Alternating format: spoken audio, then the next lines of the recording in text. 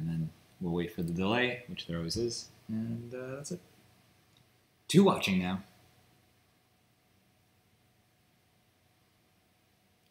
All right, ideally we are being heard because that's the thing that happened last time.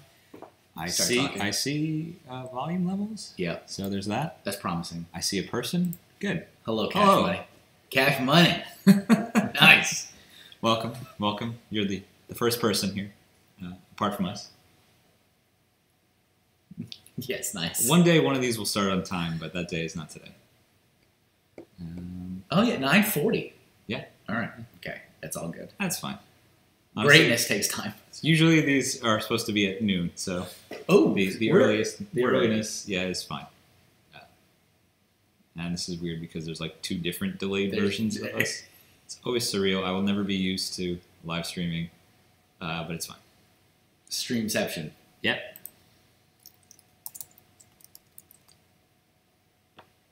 I didn't mean to type literally the exact same thing, but here we are. Hello. Coffee. Very, very. I can't hear hello and not think of Benny the Spaceman now. Yeah, no, I can see that. Hello. Random fudge. I mean, while we're waiting for folks to file in, thoughts on the Lego Movie 2 trailer? Yeah, I'm excited. I am too. Yeah, I'm excited. I really do like the inclusion of the mini doll universe into the. I mean, it does violate brand guidelines. That's fine. And also the Duplo, like it's. I mean, that's the thing is that's real life. You know what I mean? Like that's how kids play. That's how adults play. Preaching to the choir, man. And I mean, that's not how companies like to play with their IPs and stuff. But let's just throw that out the window and let's get to real life. So I think it looks pretty. It's not even like an IP situation there because it's like you own the patents to these character types. Yeah, it's like internal IP nonsense. Sure. You know what I mean? But I'm excited. I think it'll be really good. I'm hoping it'll be a nice bounce back from the Ninjago and the Batman one. I thought the Batman. Well, here's the thing. I thought all of them were stunning to look at. Agreed. Like it just amazing. Beautiful design. Amazing. Design. Yeah. I remember the Batman one was okay if you're like a big Batman fan. Yes. So this is what my feeling was. Lego Movie, a fan movie for Lego fans. Yeah. Lego Batman, a fan movie for Batman fans and Lego fans to a degree. Yeah. Ninjago? Question mark. Yeah, that one. Yeah. And again, that one. Did you like the Ninjago TV series? Here's a different thing that's worse. We're gonna get rid of all those voice actors. Yeah. That's when it started. It was like we're gonna sell this on different voice actors and then not use them. Okay, good. But it's okay because this movie will be about a main character who has trouble with their parents. Yeah. And don't worry, Jackie Chan's in there. Hello, welcome to the live chat. Welcome to the live stream. Welcome to the live everything. Really, hello. We're living people. Thanks for joining. It's early here in New York. I'm David Pagano, and this is my guest, the one and only Kevin Hinkle. Hello. And we're here at the Paganimation Studio. I'm wide awake, and there's some folks in the chat we're going to say hello to. Someone said, "Show me little guys." Anything else? And we're gonna build things today. Yeah. This is chat and build. I understand. Chat and build. Yep. There's 2 different things, 2 different brands. Even. Yeah. So we've got. I suppose we'll start with the tried and true. We got these Lego Back to the Future brickheads. Because you gotta. And then this thing that I just had lying around from Bricks by the Bay, I believe, which is a Flexo build and play crab. Nice. Do we have other things? Who knows? We'll get there. Surprise! Yeah. That's behind door number 3. Yep. Well, should we just crack right into this? Yeah. We should. I always like looking at like the there's the little thumb. What do you call it? This little perforated area where press you pop here it. to open. Yeah. You pop it, and I always look at it, and I want to like instinctively do it the way they're instructing me to do it. So for those you can't see, he wants to like completely match the thumb design, which I understand. I understand. I don't have a finger that looks like that. Let's move on. It's like an index. It is. Yeah, it is. You did it. You did it. We did it, everybody. I need one of these. We did it. All right. And you're not a box keeper, right? I'm not a box keeper. I'm not even at this point an instruction keeper. We had to Really? Well, we had to set a cap, let's say, here at Pagonimation because I have, I'm going to say, a dozen binders in the back that have all the instructions for everything I've ever owned. From Binders full of instructions. You could say that, yes, and you'd be accurately describing it. Binders for the instructions from everything from, I'm going to say, 1985 to 2010.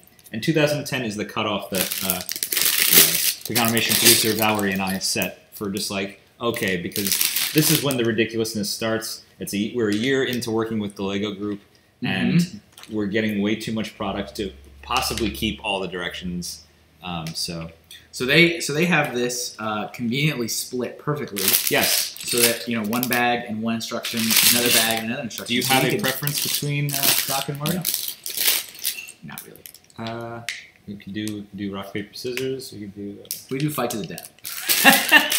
We're gonna take it up to 11. With that hand game. Right off the bat. There you go. All right. You're Marty. All right. And I'm Doc. Doc Emmett Brown. Dr. Emmett Brown. Here in the Twin Pines Mall on October. Oh, yeah. October, whatever the heck it is, 1985. Bolivians. Yeah. So weird. I feel like there are parts of that film that did not age well, and surprisingly, it's not about the parental love interest. Let's say. Yeah. Yep. Yeah, that's an interesting one too. See, I'm just gonna keep Whatever checking. you say, Calvin. Gonna keep. That's your name, isn't it? I'm gonna keep checking the comments. Agree with you. The Ninjago movie wasn't really made for Ninjago fans, and that could be a reason why it was a failure. I agree with that because you could tell that the first two Lego movies are made by people who love those properties. Yeah. And Ninjago is made to be buy all our play sets and toys. So, Fire Mech. Yeah. I thought the cat was very underused. Yeah. That was a big selling point. Yeah, I agree with you. That was like I feel like if that hadn't been shown in the trailer, that would be a pretty amazing reveal in the movie. Sure. To have this realistic cat. Well, let me ask you this: how do you feel about the live-action, real-world aspects of the Lego Movie cinematic universe? I love it. The LMCU. I absolutely love it. Yeah. I can't tell you how disappointed I was that it didn't happen in the Batman. I agreed. Well, and they teased it in the Batman movie, and then it went nowhere, and I was like, oh, okay. Can I tell you my theory? Tell me your theory, Kevin. All right. So I have a theory. Yeah. I'm gonna steal a plate from when Oh, please. How about that? Yeah. So for those of you who are unfamiliar, we use these cookie sheets to keep things from rolling off the table. I was gonna say, how about we animate that, but that's not. That is a different show. Now you're mixing the branding again. I'm sorry, I've already violated. So what I found really interesting in the Lego Batman movie was the whole Phantom Zone realm. Sure. And Phyllis. Sure. Multicolored, 2x4 brick that's the guardian of the Phantom Zone. Yes. And Phyllis made a point in the film to let us know that her boss was a her. Mm-hmm. She said, she'll be mad at me. Mm-hmm. We don't know who her is or she, but my theory is that that's mom.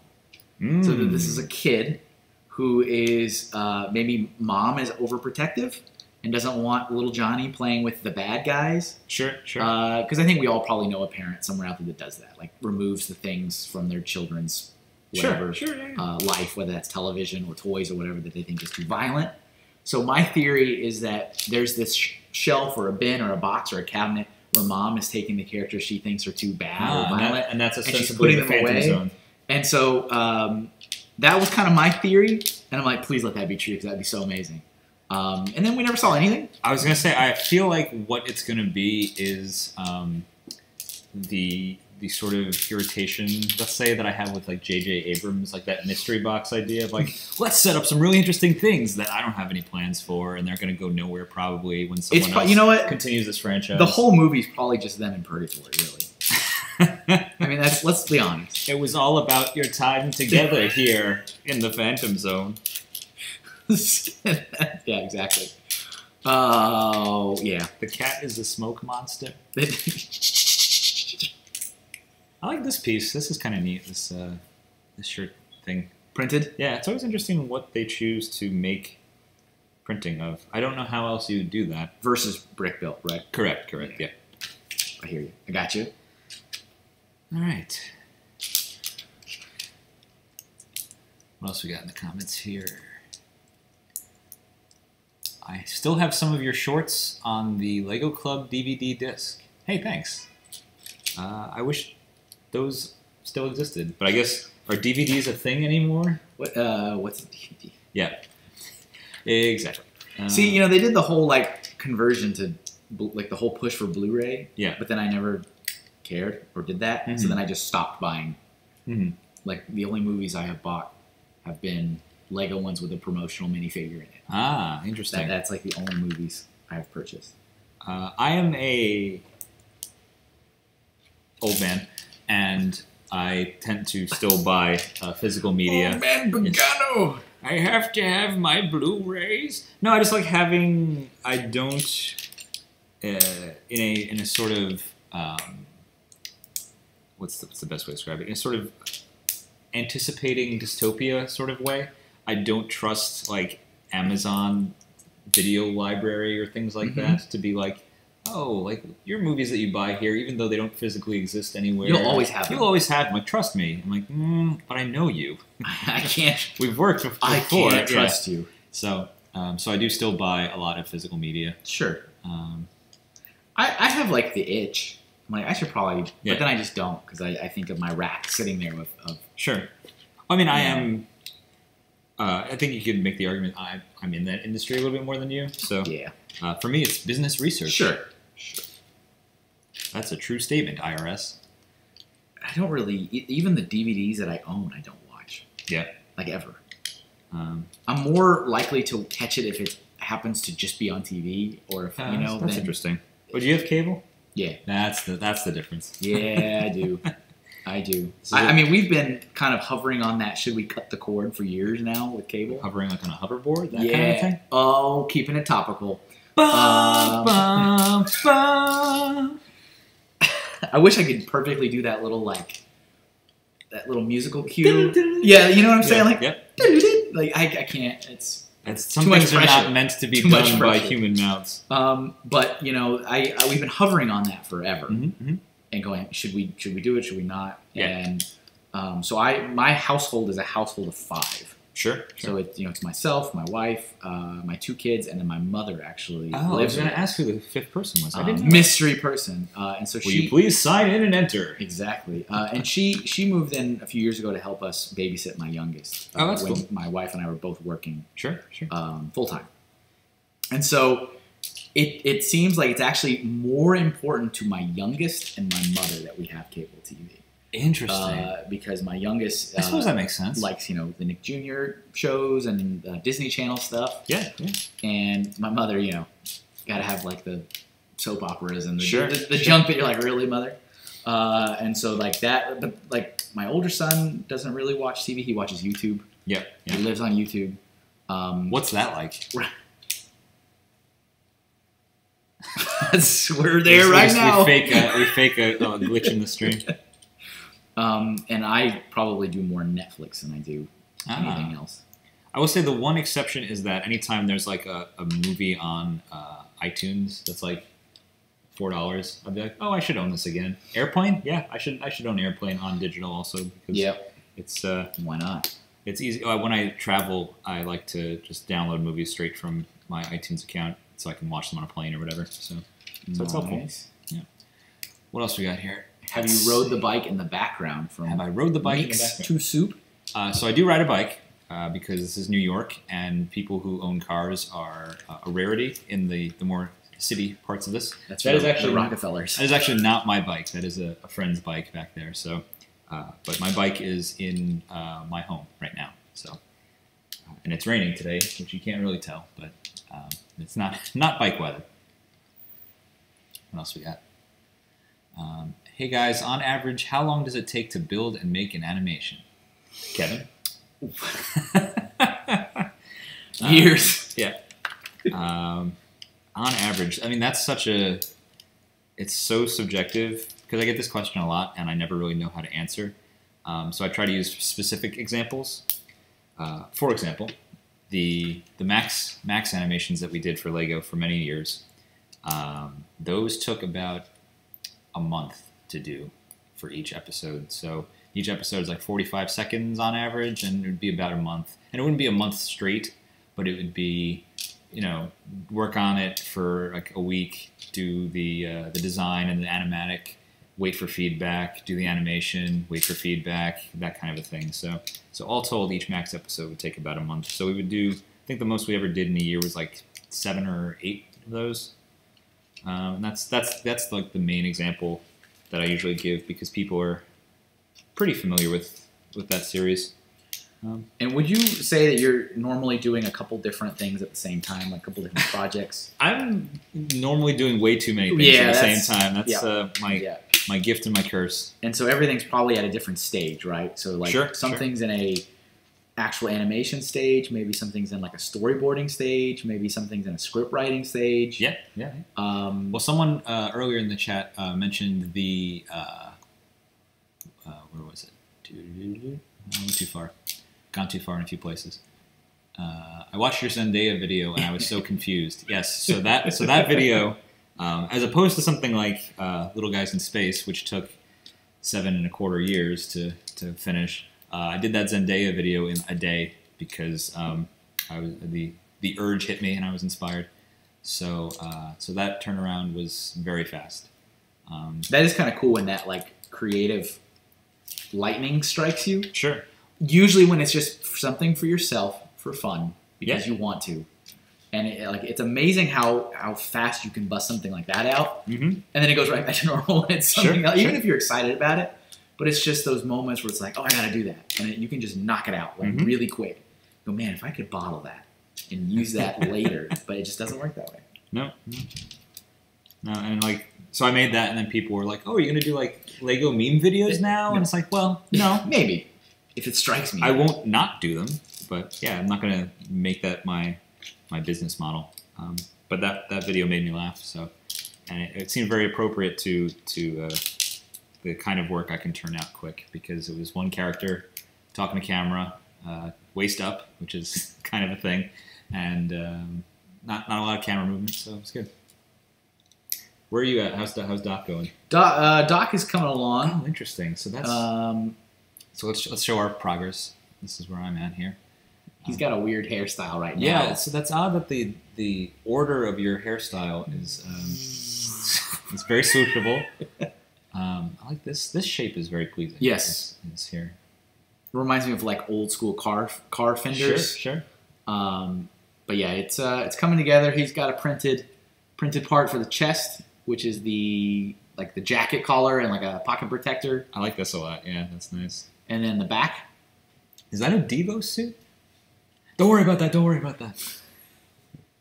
So he's coming together. I didn't get a lot of printed parts in mine. I don't think you did either. So far, the only one I've got is the torso. Because I had the eyes, the 2 pieces for the body, and then think about that. This. Oh, what is that? Oh, that's like a tape deck, or what is that?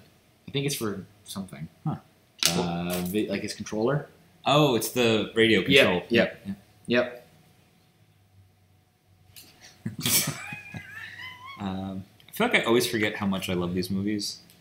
I didn't actually see Back to the Future, the original, until college. I watched it for a project. I had to write a paper for acting class, actually. And nice. So I wrote a paper about the actors playing the older and younger versions of themselves. Yeah. I'm sure I have a copy of that somewhere. Hello, McFly! Yeah. His cane with the little... Yeah, with the fist on the top. Yeah. Yeah. I actually really enjoyed the third one. Old Biff from the future. Yeah. I love all those movies. Like, I understand why people dislike the third one, but I think it's a situation of mismanaged expectations.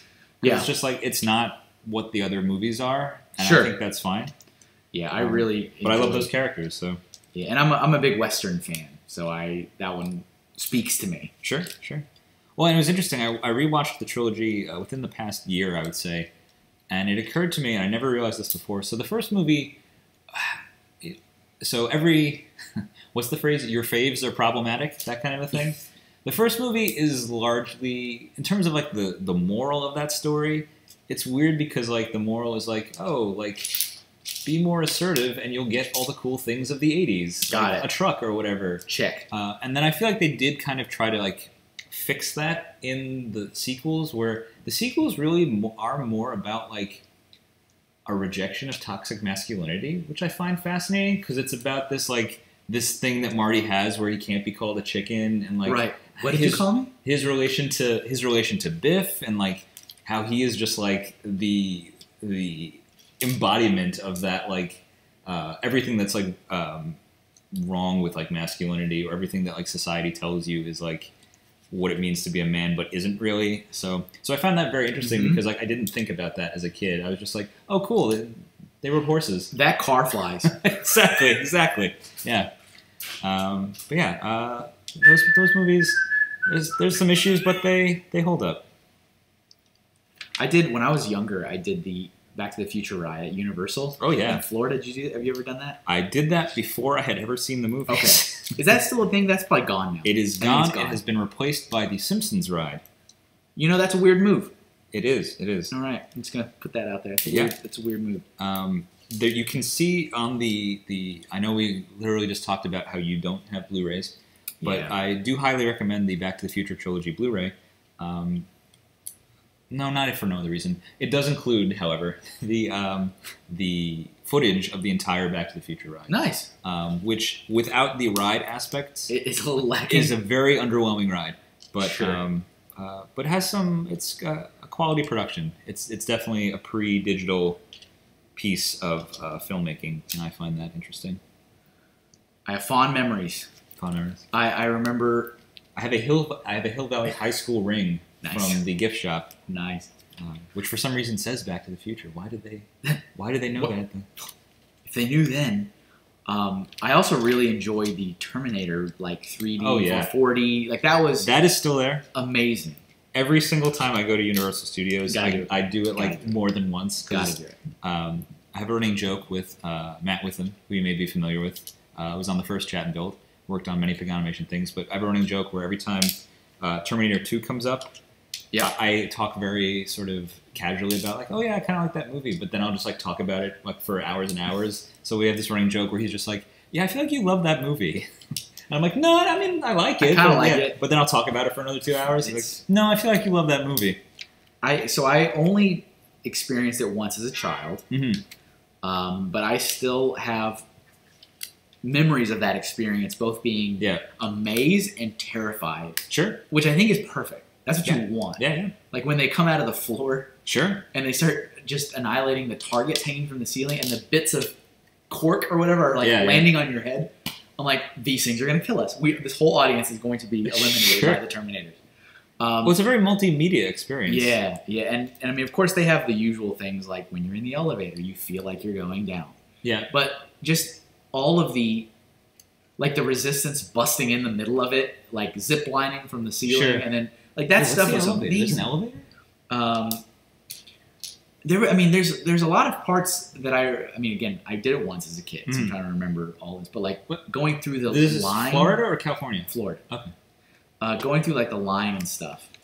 Maybe there was. We had an they were like they were going down at some point in the elevator, like they're having a conversation with you and they get in the elevator. I remember it happening, Oh. but I didn't make it up. They did change it slightly. They updated it to be, because there's like a little thing that plays at the beginning of there's like a Cyberdyne Systems video, like a corporate promo video. I remember that. That I love because it's a fake commercial essentially. Yeah. And that they updated that for sure, because I think what was the future in 1993 or whatever, it's not quite wasn't keeping up. Didn't age 100% great. Yeah. I kind of remember that being showed to us like in a line. Yes, exactly. Right, right. and exactly that was right. the thing I remember from that experience, was that the whole time I was standing in line, I never felt like I was in line. Yeah, which is amazing. That's a good cue. Which is amazing. Yeah, like I was part of it from the beginning, and that's good theming. That's a job well done. Yeah. So you won. You did it. you did it. Yeah, it's a good ride. So this hair is fleshing out. Nice. It's still kind of a little weird, I think, with these protruding. Sure. I don't necessarily think that was. Well, maybe. I don't know. Is it just because there's studs there, or because it's a plate hanging It's out? kind of it's a plate, which is a little jarring with all these sloped parts coming out of the hair. Mm-hmm. It's fine. Nitpicking. I'm doing that thing again that I always do, where I anticipate what I think the build will look like, so I just start building that, and then I have to go back and be like, wait, is that actually... I messed it up. Is that actually what this is? Oh, I do have another printed piece. It's this portable television studio. Oh, yes. No wonder your president's got to be an actor. He's got to look good on television. The actor? Oh, Doc, if you could only see us now. Oh, man. Let's not even go there. Good boy. Okay. Speaking of Biff Tannen. Hello, McFly.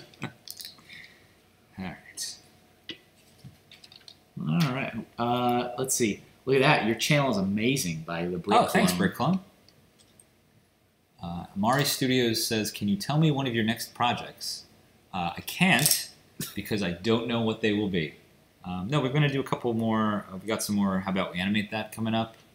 I have a couple of Pagano puppets that were sent to me that I've had in a box since 2012 that need to be animated and then returned to their designer. I think you should coin the phrase "little guy time." Like that's a new concept of time, where I physically can't fathom it. It's just like, how long have you had that? Oh, I've only had it for a month. Little guy time. Yeah, that could work. And then everyone will get it. Like, it'll be fine.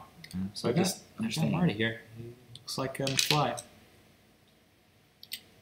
This one still has. Does this one still have the base plate? No, they've removed the numbering system. What was the numbering? They all said 1, as far as I could tell. Yeah, well, Series 1, because it was like a wave. Does this have a thingy? And then stop. So they still have the individual numbers. But yeah, the plates had a printing on it saying like Series 1, I think. And that is no more. Did you know? I didn't know this. Call me stupid. I didn't know this. Let me see this. Yeah. Did you know that the plate is... How much did a spit take? That's a foot.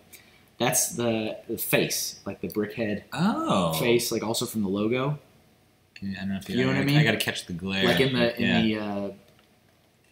Like it's simple enough. I didn't realize that. Someone pointed that out, and I go, oh. That feels like the design version of a backronym. Like they did that, and someone noticed it later, and they're like, "Wait a minute, it's the face." Yeah, we planned that. It was planned that way from the very. You're probably right. Yeah, you're probably right. I mean, it doesn't make it less cool. I like it's kind of neat, and it's at that point now where you'll always see it. Sure. Oh, look, there's the face. It's like a hidden Mickey. Yeah. I do like the Brickheads, if only because they have a form factor and a design sensibility similar to a Pagano puppet, so I can take inspiration from like the way they do hair and the way they do faces. Yeah. Faces are a little shorter than what I typically do. Sure. Oh, you know what? I'll grab something while you're finishing up that there. All right, we've got Doc Brown.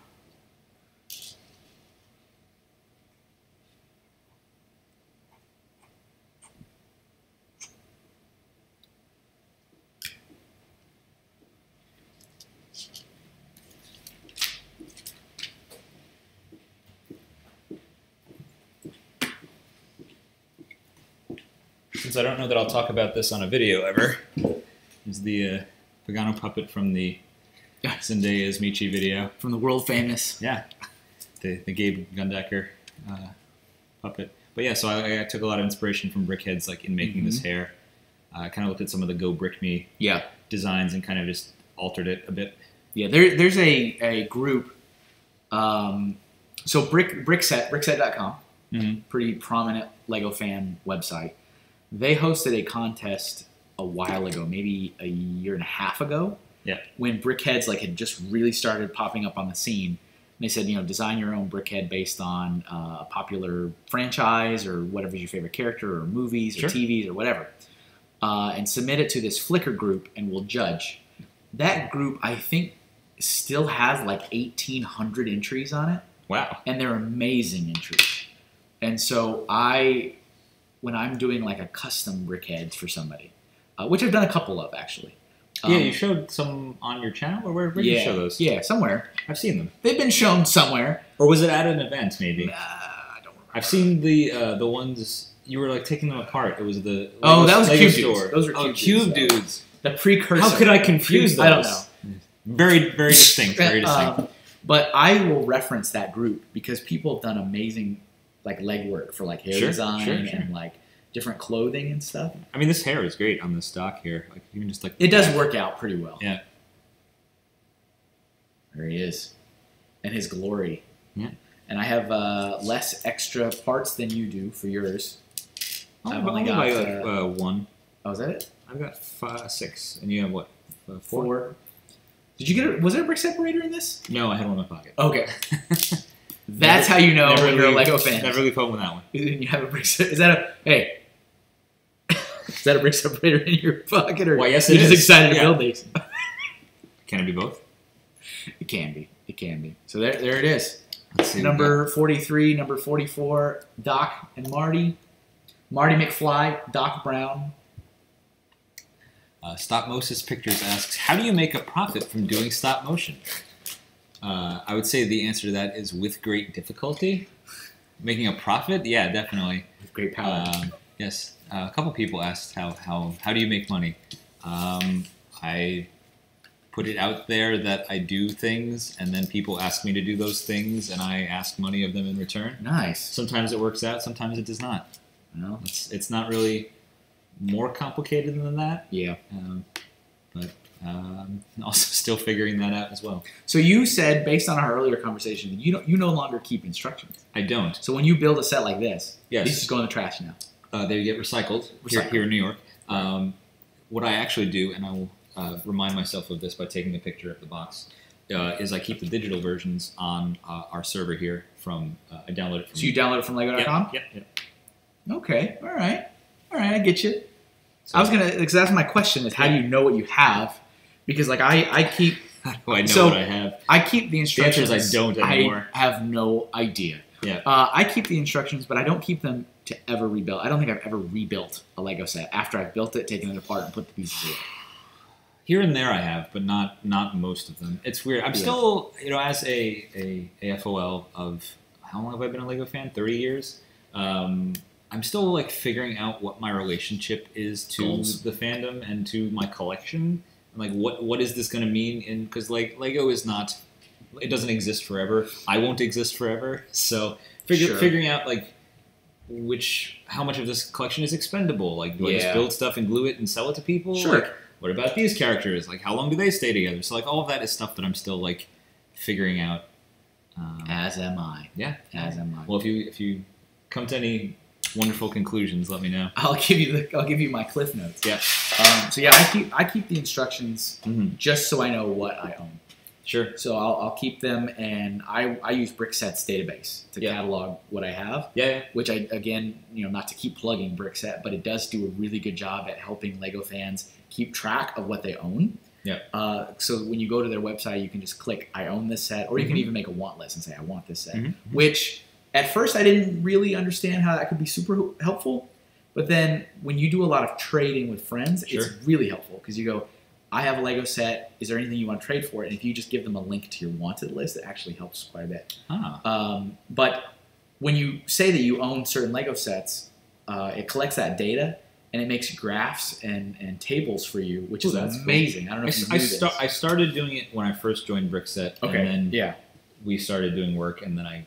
And it's just really cool because you can go into the platform and say, show me an overview of my collection, and it'll tell you, oh, these are all the sets you own. It's from this year's. It's from this theme. It gives you percentages, like you own 76% of this particular theme, which is a blessing and a curse. Sure. Because, for example, I remember I owned 93% of the Lego Movie line. Wow. And I was satisfied. Yeah. But I go, I'm not satisfied owning 93% of the Lego. Like, and I had to find out what was the sets I was missing, and then I started like going on the hunt for them. But it is kind of interesting because you can see, like, it drills down even to like the parts of your collection, again, just based on sets. Like, what year gave you the most number of pieces? Like, 2013, I had the most influx of Lego elements into my collection. Yeah. You know, like really weird details and stuff like that. It's like analytics of the Lego collection almost. And you know, Hugh, who started it, he's a programmer by trade, so he loves making algorithms and calculations and formulas that like give you this kind of information. Yeah. But yeah, so I keep these. They do get super heavy. I've got like multiple big giant Sterilite bins of instructions that are like all team lift boxes that you can't. I've got like 2 boxes left that are not like, so most of our instructions, and I also have a bunch of old catalogs before, like I'm gonna say like 2000, probably also 2010. Yeah. Again, 2010 was where like Max and Lego Club and music videos, like all that really kind of like took off, and so to keep all that stuff and fit in a New York space, was an issue, and also just like. We spent so much time kind of cataloging the stuff prior to that once it was like, hey, here's the whole like Lego City Demolition line. It was like, okay, we can't do this anymore. Yeah. Because I get you. then that ends up being a part of the production process more than some of the actual things that end up on screen. So, you know, it's interesting you talking about trying to figure out what's the maybe end game is the wrong word. What with this collection that you have? The goal. What's the goal? Like, what do you do with it? What can you part with? What you not part with? You know, what do you keep? And as I said, I'm also trying to figure all that stuff out. So one thing in particular that's changed for me recently is my feelings towards like rare minifigs. Like it's totally different now. Yeah. Like I remember, like I own a Mr. Gold, which is like a most infamous chaser Lego minifigure, Mr. Gold. Sure. And I had him. I can tell you some stories about. I'm sure. Everyone's got like a Mr. Gold story. I saw Mr. Gold once. We almost did a Adventures of Max collectible minifigures, and I will say the script for that we received. Yeah. Was it golden? What's the opposite of golden? Fool's gold? Yes, that's perfectly. It was failed alchemy is how I would describe it. Yeah. Okay, yeah, that's good. Sorry, but so no, wouldn't it be wouldn't it be funny if there was a video of like an old miner panning for gold and it's in a dirty stream and there's a Mr. Yeah, I mean it would make people like outraged, but you know, like put a Mr. Gold in this dirty, like, but it would be so funny. Like old prospector, big hat, one tooth. It's got to go all. You're gonna do it. You got to go all the way. But so I remember I found it. There's Mr. Gold's in them there hills. I had him in the little plastic pouch he came in because it came in the minifig pouch, and then within it was a smaller pouch. Interesting. Like a clear pouch. Yeah. And I, up until this year, I never opened that. I could not bring myself to open the pouch. And I don't know what, I couldn't, I don't know, weird collector mentality. And then this year I was like, you know what? And I just ripped open the bag and like I've had friends over and they're like, can I touch Mr. Gold? I'm like, yeah, go ahead. And like with the parts, I mean, I have a pretty decent amount of it sorted and put in like bins and stuff like that where you can pick what you want. And my local club, Conlug in Connecticut, the Connecticut Lego Users Group. Honorary member. You are an honorary. That's right. You got bricked. I have my own brick. You got bricked. The little figure with that's fun. Benny face, I believe. Yes. Like I've told the club, I'm like, if you guys, and I'm serious and sincere when I say, like, if you guys need something, just tell me, I'll give it to you. And they're like, no. I mean, they're still really hesitant to do it. But I'm like, guys, I will never use this whole collection in my life. Sure. It's not going to happen. So like, hey, can I borrow 2 base plates? I'm like, you can have 2 base plates. Here you go. And I keep trying to like remind them, I'm like, guys, if you're building something, let me help you as a fellow Lego fan because I'm not going to use this all. Yeah. And then also like being a little bit more willing to give gifts to people. Like before I was like, nah, these are my parts. Like I don't. Sure. Like I actually just submitted my very first mock to Creations for Charity ever. Nice. I need to do that. And it's just, it feels different now. It's like, yeah, it's just plastic bricks. You know, I get it. It's money. It costs money to buy it. But after you've accumulated a lot of it, what are you doing with it? Are you building with it? Are you giving it away? Or have you developed like this self-sustaining system where you're selling and then buying and so like, I mean, maybe that's what you're doing or trading, but it's like everyone has to find out what that thing they want to do with this. Well, I think as like a kid fan, as a KFOL, it's weird. I can never. There's very few acronyms where I pronounce it as a word. This comes up a lot because the toy company NECA, I believe it's called. I've always my entire life said NECA because it's like I don't know if you're one of these people, but people who call the Super Nintendo the SNES. I don't do that. I don't do that either. I don't approve that message. I don't look down on people who do, but it's just it feels unnatural to me. I don't know if it's a regional thing, if it's like soda versus pop, that kind of thing. But where was I going with this? KFOLs. Oh, so when you're a kid, like I think you have only a few sets, so they're like precious to you. Yeah. But then when you're an adult fan, it's just like the exact thing you're describing of like, what is my goal with all of this? What am I doing? And I feel the same way as you. Like there were definitely people who were like kind of what's the word? Like already seasoned fans when I came into the fan community, and they were like they invited me in. Like Sean Kenny, who we both know, like was very much like that, and so like I try to pay that sort of vibe forward, where it's like, okay, when I meet newer people who are, younger or newer to the fan community, I try to do that exact thing. I'm just like, oh yeah, you need stuff, like how can I help? Yeah, like, exactly. Because I think that's, once you get to a place where you sort of have resources and you have like a collection, it becomes your responsibility to like pay it forward and like help the next generation of fans. That's creators. That's probably that transition too, right? Where a fandom becomes a community. Sure. I like it. We're on a high note. We should stop. Yeah. And that's our lessons for today. It's like we're done. Moving on. Let's. We're going to move to a different brick product brand. Yeah. While I get some water. Yeah. Do you want to maybe? Sure. I open the other one. Sure. Is there? No, there's not. There's no thumb. It's just sealed. I'll also read some comments while you're getting water. Hello, I recently saw your channel and I love your animation. Thank you. Especially little guys. Thank you. And I need to know, where do I find them? Should I? I feel like Kevin says off screen on the Home Shopping Network, PVC, 1 a.m. I'm wondering, is there... Let me know, everyone watching, is there a market for little guys? If those were available to purchase, would they get purchased by people? What are you talking about? They're great. They come with these I love them. My daughter loves them. Just start going in. Just start going in the whole thing. Yeah. I was a little bit sad that I couldn't find a place for that guy in Little Guys in Space, but maybe a future film. Just like Futurama put his head in a jar. I love him. Yeah. Just do they talk like they have water in there? I don't remember. Not really. Yeah. No, they don't. That's more like sea spray from Transformers. Yeah.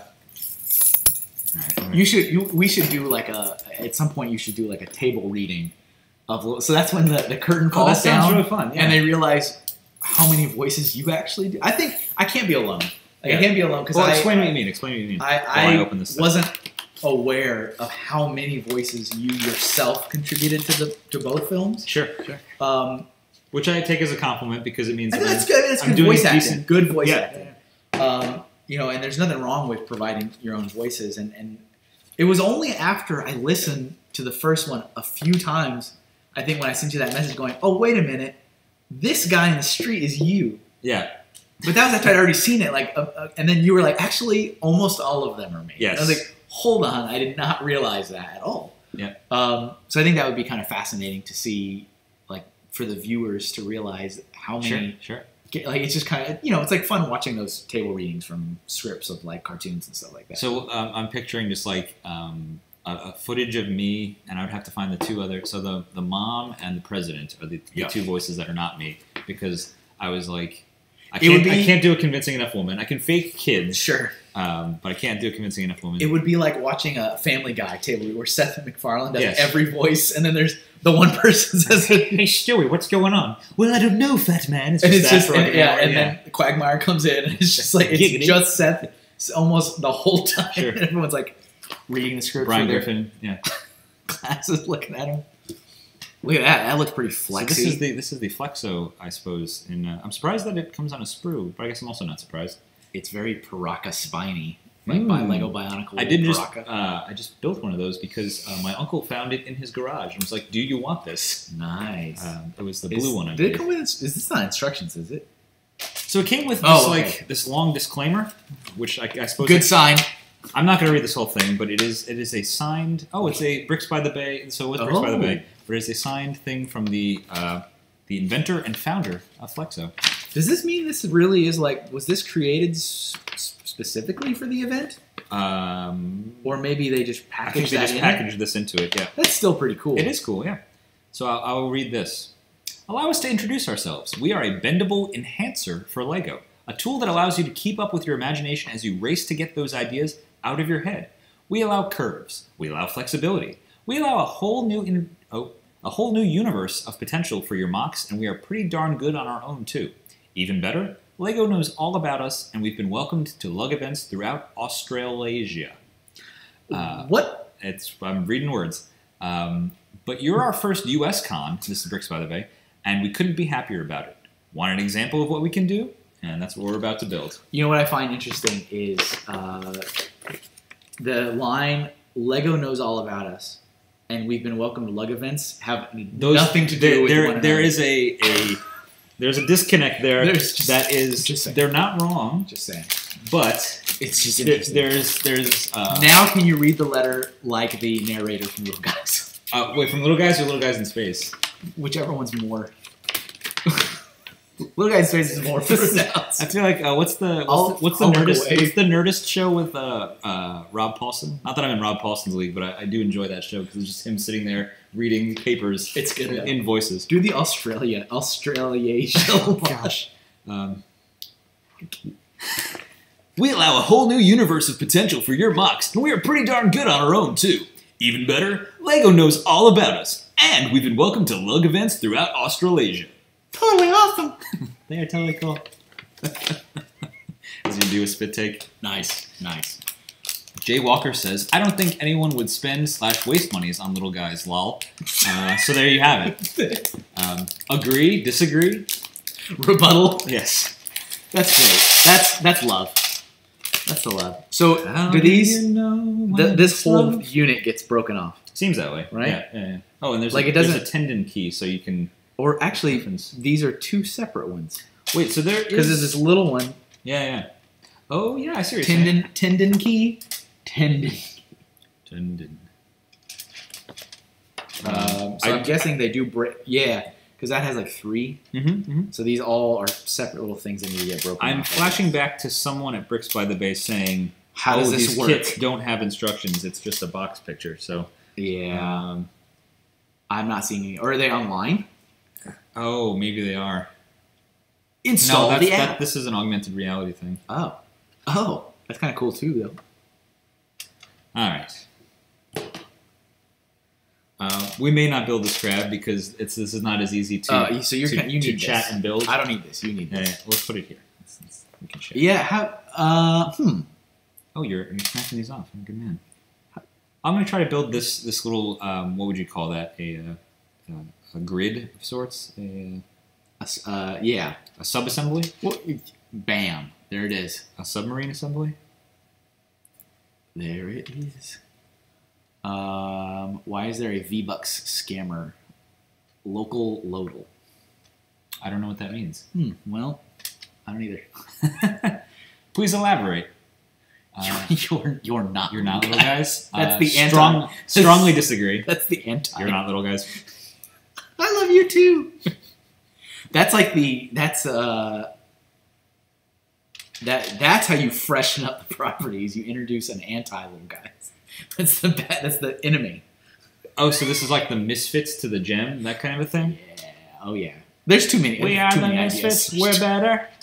We can't. There's only so much room in the Little Guys cinematic universe. Sure, we can't handle more. It's a guy who offers free Fortnite currency. Did that happen somewhere? I don't know. Didn't see that. Fortnite's a thing. I discovered this channel a few weeks ago and had the biggest flood of nostalgia in my life. Thanks, I like movies. I also like movies.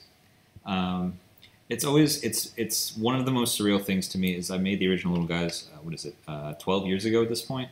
It's surreal to me to hear people say I grew up with that film. Yes. Like that is one of the most bizarre things. Like even Little Guys rivals the big people. We are from the planet Big People, and we're here to destroy you. Pagano, may I ask a question? Pagano, he says, like we're on the same sports ball team. Sure. or she. Fire. I don't know. Fire away. Officer Cool Grab is. We are big dudes. See, it's already that seed has now been planted. Again, like I don't think when you're in the middle of making something, it's sometimes difficult to know what will resonate. And I just thought that the I'm Little Guys was kind of like the whole original Little Guys film in that it was a dumb joke that I made up in like a day. Yep. And the fact that it has had such legs is fascinating to me. It was a passion of love. Yep. Yeah. Well, and when I was making the original Little Guys in my advanced production class in college, one of the things my professor said was I was originally going to do a very some people might know this. I was originally going to do a very pretentious art film because that's what you do in art school, like Black and White Sad Clown. Not to that degree, but like a 5-minute film of visual interpretations of dreams that I had. Okay. That was what I was originally going to have my thesis be. And then my teacher one day said, you know, everybody, whatever you end up making your film about, you're going to have to live with it for months and months and months. So you better love it because that way, even on the days when you hate it, you still kind of love it. Yeah. And that's when I was like, do I love this project idea? No, I don't. What would I love? And that's when I came up with Little Guys in a weekend. Nice. And that's part of why all the voices are me, because I was like, who can I get to do voices? And you know, me. Ostensibly I would have re-recorded them later, but I did have a case of temp track love, and it was just hard to, like the saxophone solo from Who Can It Be Now. I couldn't get better reads than those original line reads. So we're putting these little tendons inside these. Essentially, there's a 2x2 round plate, but it's a flexo plate. And then there's this really interesting part that's like a 2x2 triangle. Yeah, plate. That's an interesting piece. Now, I think what I'm supposed to do, and I may have done this wrong because, again, there are no directions. Oh, no, I did it right. So it looks like you do the circles on the bottom, and then you put like squares on top, and that's kind of how it becomes flexible. Trademark? Sure. Yeah. This is a 2 difficulty out of 5 to make the crab. It is weird that there's no... Is there really no instructions, or are these the instructions for it? I remember now thinking about this, because again, Bricks by the Bay was Is it all coming back? July. It's all coming back. So this is kind of what I got, and you can see like the tendons are holding it together. I do remember people complaining, questioning what do we let's do? say, why are there no instructions in this? Yeah. You know, I find that interesting. If your primary construction toy is Lego, like that's your that's what you do the most building and playing with. When you switch to a different brand or a different company, you really are in a lot of ways almost spoiled. Sure. Because of the way Lego has, you know, say what you will about the company or whatever their decision, but their products are solid. Yeah. And they have really kind of fleshed that out over many years of like the best way to make instructions, the best way to have a building experience flow. That's really, I think, a big part of it is just like that tenure of like we've been doing this for so long. Like we know how to do it. Making toys specifically is something that I feel like Lego is. It's hard for them to do poorly. Yeah. There's a lot of other stuff they do poorly to make up for it. Sure. But just the making toys and the design toys, I'm a fan of their products. They got that. Yeah. And so when you do other ones, it's kind of like you have to retrain yourself. Yes. And you ask a lot of questions like, why are there no instructions? Why is it like this? Why is it like that? Why didn't you know? Because I had built some Mega Construct sets for the first time in a very long time this year. Some of the Pokemon ones, since I'm a big Pokemon fan. And I was asking a lot of these questions aloud, like, why is it like this? Why is it like that?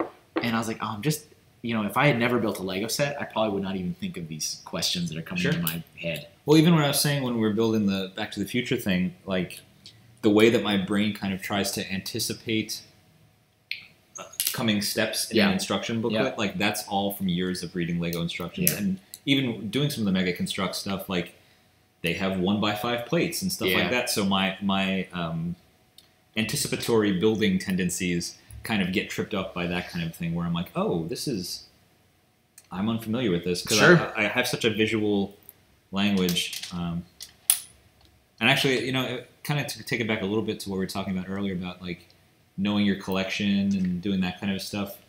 I have like a pretty encyclopedic knowledge of all the kits that we have, Mm-hmm. but it's not something I can. It's one of the few things that I have never gotten out of my brain. Like I try to, because I work with other people on projects.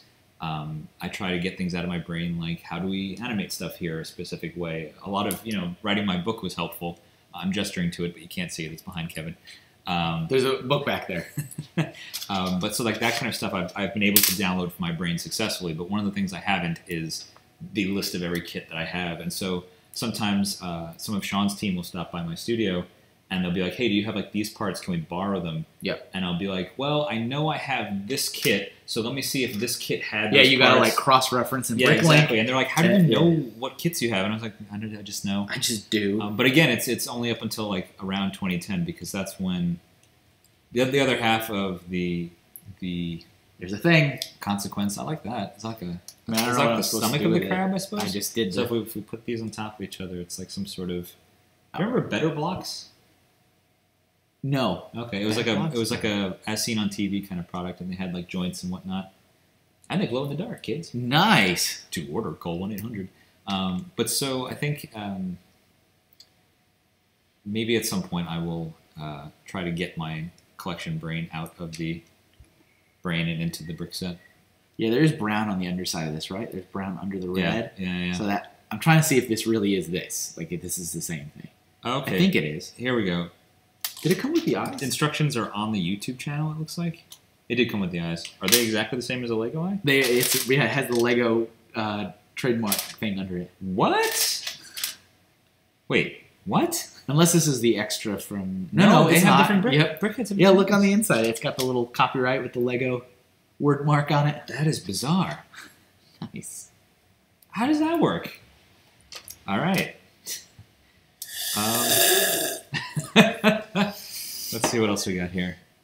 What is this thing?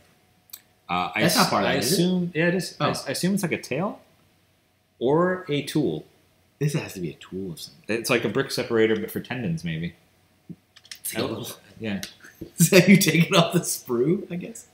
Oh, you know what this probably is? When I was sitting here trying to do this, Oh, to press the to tendons press in. it into Ah. the thing. You know, I mean, again, Flexo, if you're watching this, some feedback. Oh, there is. Well, here we go. We should have just read the back of this. I'm out. It's like we should. Oh, wait a minute. There's instructions. It can be a hammer. It can be a knife. It can be anything you need it to be. It can be a pick, I suppose. A presser and a stamper. Not that kind of pick. Done. And that's a one use. Single use. Well, what are the other uses for this? Because that helps put it in there. Yeah. Yeah. Sorry, I was reading more comments. Your work No, back please. on the Lego Club show with Adventures of Max and the animated songs and Flappy was really fun. I enjoy rewatching those. Thank you. You Very- didn't do the voice of Flappy. very original that channel was name. provided. The voice of Flappy was a former Lego employee named Roger Cameron, who you'll see in the credits of a lot He did the of. voice of Flappy? He did the voice of Flappy. I can't see him doing that. Okay, that's yeah, cool. Yeah. No, that was. Blah, blah. Yeah, it was a very. It was a great performance. It made it easy to animate along to that voice, just because. Blah. And I think like a lot of what made Flappy work was like Roger and Scott's relationship because they like worked together in real life, so Yeah. that kind of informed the performance of just like it was almost like a caricature of their friendship in some Yeah. ways. Almost kind of like how Ernie and Bert is like a caricature of Jim Henson and Frank Oz. Yeah, Bert. What else we got? Yeah. Do Little Guys in Space have a CD just like the original Little Guys? Asks Officer Cool Grab. I assume you mean DVD, digital video disc. Do you have a soundtrack coming out? Also known as a digital versatile disc, if you want to continue with acronyms. Oh boy. Scuba. Dumbo. Let's keep going. So there will be a Little Guys DVD for Little Guys in Space. The original Little Guys DVD is out of print. That's the one if you've seen the PVC shopping channel video on our channel. Yeah. That's the one that's So now advertised. that means you got to do the dual pack now. Well, it's going to be like I think like a split screen where it's like the cover is like half Little Guys in Space. But hopefully that will be out later this year. Nice. Yeah. Okay. Because I owe a lot of people a lot of rewards. Yeah, that's all right. Little guy's time. I have the Lego animation book. It's awesome. Thank you. What else we got? I see it. The PVC shopping channel. Yep. I hear it. That's got to be. I think, any fans of. Well, I guess lots of fans, they like to quote things. Sure. I think that's a natural fandom thing to do. I have many fandoms. I don't know if I mentioned that. Yeah, I mean, Life. Like Life. Lego. Fandom of Life. And like quoting stuff is just a natural thing that I think a lot of us do. Quoting movie quote. We've done it in this stream a couple times. But it's got to be kind of cool to have people quote something you did. It's very surreal. Okay, that's kind of... Well, especially because like things like Max, they're all silent. So yeah, for a lot of our content, there's nothing to quote. Yeah. Also, we don't write a lot of those. Like a lot of the stuff we do for Lego, we don't write. I've tried to push to write more stuff just because it makes the final product better. Not because like I'm the best writer in the world, but because we've done so many things here that we have a working knowledge of how to fit a compelling, memorable story into 45 seconds. Because sometimes the instinct when trying to sell a product on Lego's behalf is the instinct that they sort of have is what are the most ways we can show off every single thing about every single part of this product line. And to go back to the Mr. Gold thing from earlier, that was really what made that script not work because it was... How do we get people to here's just chase like this a avalanche of gags related to the, what was that, Series 10 collectible figures? I think so. And it was like, it was a Max episode. Max was a thief or a spy, or we couldn't tell. He was in a museum where some of the collectible figures were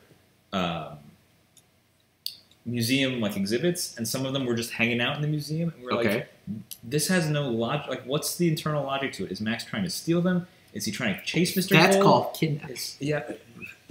It was very bizarre, but it did give me an excuse to buy that Lego Museum Heist kit. Sure. Which I now have the little sticker piece of the minifig girl with the pearl earrings, so that's wonderful. Oh, yeah. Yeah.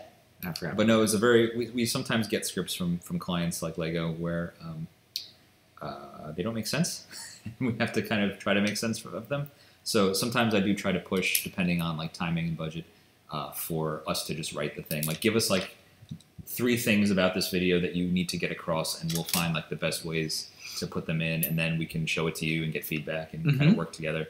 But some people don't want to hear that. How are you doing with this Flexo stuff, Kevin? I'm trying to do this like the big one. This big thing here. Gutsy. So I think I'm doing okay. I think these are actually these are to scale. That's helpful. I didn't realize that. Oh, that's cool. They're exactly to scale. Because you did the red one, I did the brown one, so that all leaves is this, so I figured we can at least try to do this. Crap. Yeah, right on. And I'm now using this wonderful tool. The tool, yeah. I've learned its purpose. Well, while you do that, I'm going to crack open another, the secret thing that I alluded to earlier. Ooh, secret thing. Your patience has paid off. We present Little Guys 3. No! Not yet. So we got this box in the mail from Mega Constructs of these Breakout Beasts. Thank you, Mega Constructs, for sending this our way. Breakout. I don't really know what these are, but they're little egg things, and I'm going to build one of them. Don't feed them. It seems like they have, like, GAC or a non... That's Nickelodeon a non-litigious name version of GAC. Slime. Slime of some kind? It wasn't slime, it was ooze. It's great. Just spell it differently, you can copyright it. The Buildable Beasts. Oh, should I read this in the little guy's voice also? The Buildable Beast no, with the now slime this, surprise. This should be the guy on the street that has the carrying case. Each Buildable Beast has its own mystery egg, so you never know which one you're going to get. Lisa, you can even match and mix parts to create your own custom creatures down the block. I love them. My daughter loves them. Yeah. All right. I don't know which one. There's some cool looking... I'll show this postcard also. There's some cool looking characters there, and I'm going to try to anticipate. It's hard to tell which one is in the... Are they all the same? Are these like blind packages? They gotta be. Yeah, they're... All right. Yeah. That's how you get the money. Here comes the money! Gotta do those chasers. All right, I'm going to put this box down here. I'm going to grab one randomly, and I'll come back in the screen, and I'm going to move my mouth away from the microphone to breathe. Let's see what's in this. What else we got? Do you have an unreleased Space Police set? No, I do not. All right. Easy enough. I got those sets before they were released, but all of the ones that I received to make the Space Police videos, which for those just tuning in, those were the first videos we did for Lego.com here at Paganimation. Those are all those kits came out. It was the whole Wave 1 line of Space Police 3, so nope, no unreleased Space Police sets. Instructions. Search for Flexo World on YouTube, subscribe, and learn to build this crab along with us. I think if we try to watch a YouTube video while we are a YouTube video, it'll explode. So we'll come back to it. We'll start duplicating Smiths, so we can't do that. When you said that, I mean, it was like, Morrissey? Like that kind of thing? How soon is now? It is now. You may ask yourself, where are we right now? There is no spoon. Oh, I thought you were going to the Talking Heads. You may say to yourself, this is not my beautiful egg. See? Wait, which came first, Kevin? Was it the... Maybe it was little guys. Was it the breakout beast or the egg? Maybe it was neither. What the heck? Ooh. Oh, this is weird. It's all gross and dripping. Are they... So the pieces are in there? That seems in to the be substance? the case. All right. Oh, this is weird. I'm going to finish my coffee before I dive into that? Break out into this, yeah. Into that breakout beast? It is blind pack, someone said. Pack of slime. This is strange. I feel like I'm a person who I need to, like, I don't like having, like, slimy things on my hands or... Well, you're in for a treat. Yeah, I know. I think part of it is because I work so often with, like, tiny close-up things. I'm like, this must be pristine. Yeah. Yep. I've gotten away from that. You know, actually, go back to the Lego movie, that did help. We used to get, when we first started working with Lego at Paganimation, when they first became our client, we would take great pains to get rid of dust and things like that, fingerprints. Mm-hmm. Like, we got a lot of notes about that. And one of the nice things about the Lego movie, it was funny to watch that for the first time and see that they put all that stuff in. Yeah. But it did give us free reign to be like, Lego movie did it, so it's fine. See, it's all right. Yeah. Totally. I hear you. And that actually comes up a lot when we do stuff for Lego. It's this idea of finding things that were already approved in a previous thing. It helps a lot, doesn't it? It does help. It does backfire also sometimes because it'll be like, well, we didn't like this in that other video. I'm like, but it came out. Like, but you did it. Yeah. You did it. Yeah, I think that happens a lot. With, I find a lot of inconsistency with zombie stuff. In general, or from... Like Lego zombie stuff. Like, they seem to be... Well, this may just be experience and, me diving into the realm maybe that not a lot of people know. As you tell the story, I'm going to dive into this. Oh, here it is. Should be able to see this. Yeah. Move more this way, I think. I feel like it's just going to go... I'm trying to get it more in the... There it is. There you go. That looks good. This is where I need my pocket knife too. Here it is.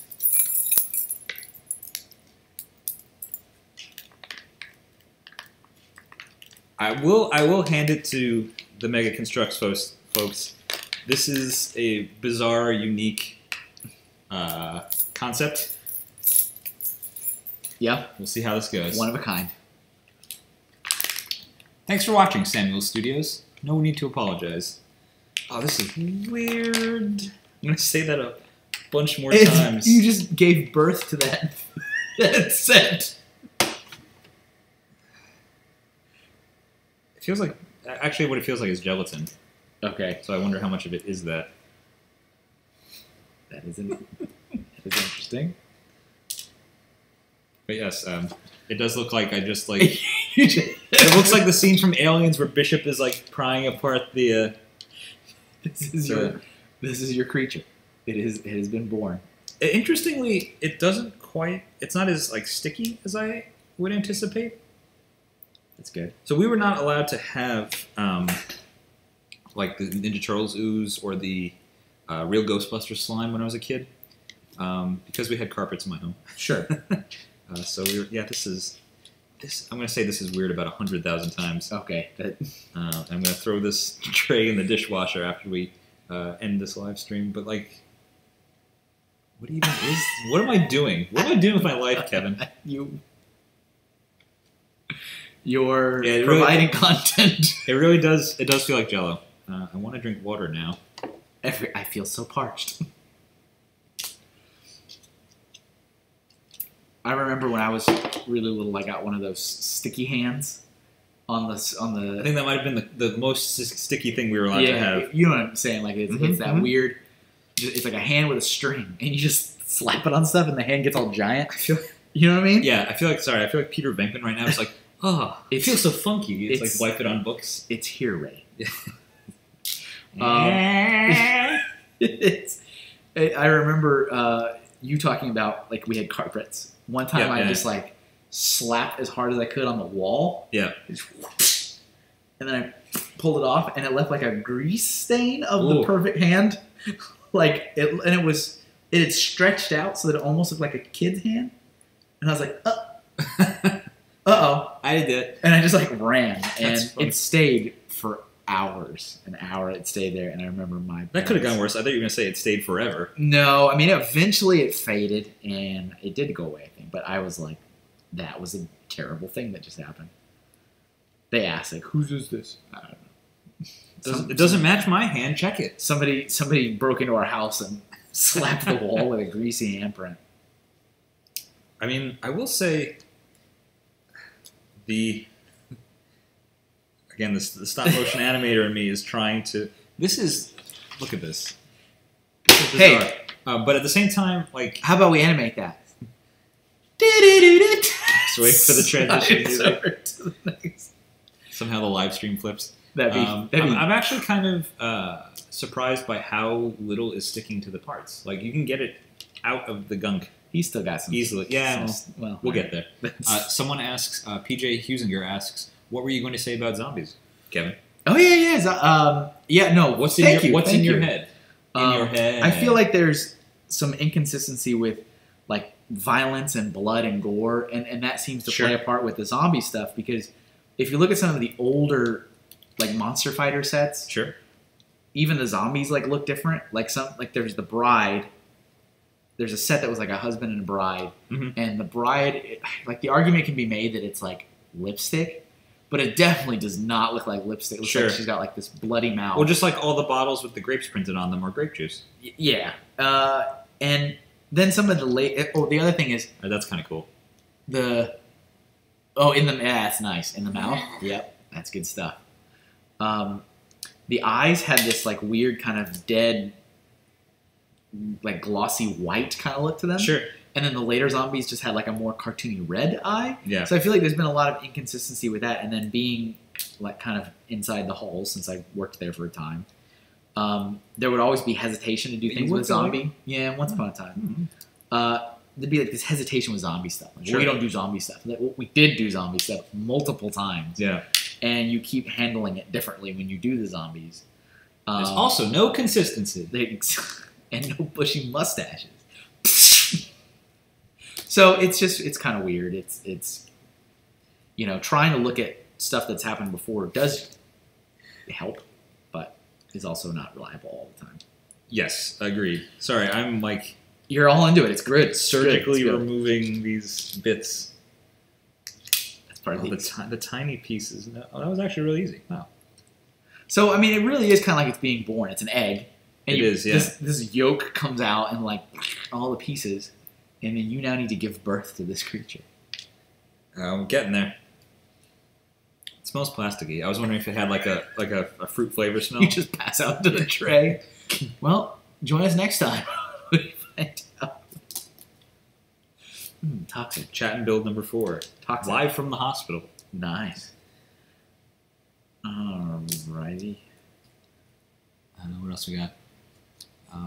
Is Little Guys going to be a board game? Not that I've thought about. I suppose anything could be a board game. We can make it a board game. It's sort of like I'm picturing something like Cones of Dunshire. The board would be the Little Guy's Mansion. Yeah. Get to the top. Each part of the board sold separately. It's and the board game requires 12 AA. Yep. But what are the batteries for? Nothing. You put them into the You get to into the a center. sound box. You get to the center. You press the button. It says, "I'm little guys." and you win. We all win. Yay! This is cold. This is so Totally awesome. cold. They're totally cool.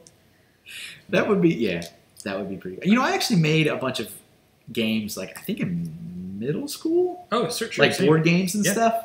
We had for a class. We had to make a board game based on a book we read. So my group, it was a group project. Yeah. We did from the Mixed Up Files of Mrs. Basiley Frankweiler. If you're familiar with that book. No. It's about kids who run away from home and live at the Metropolitan Museum of Art. Oh, all right. Okay. Is that a singular book or like a series? I believe it is a singular book, to my knowledge. And there's been a couple of television adaptations of it, I believe. I'm not familiar with that. It's kind of fun to make a game. Yeah. I have no plans to make a Little Guys board game, to answer your question. That'll be for the people to decide. Yes. You should do a Bane Dark Knight Rises and be like, I'm giving Little Guys to the people. It makes me sad that film is not, that I don't enjoy that film more, because I do enjoy that Bane voice.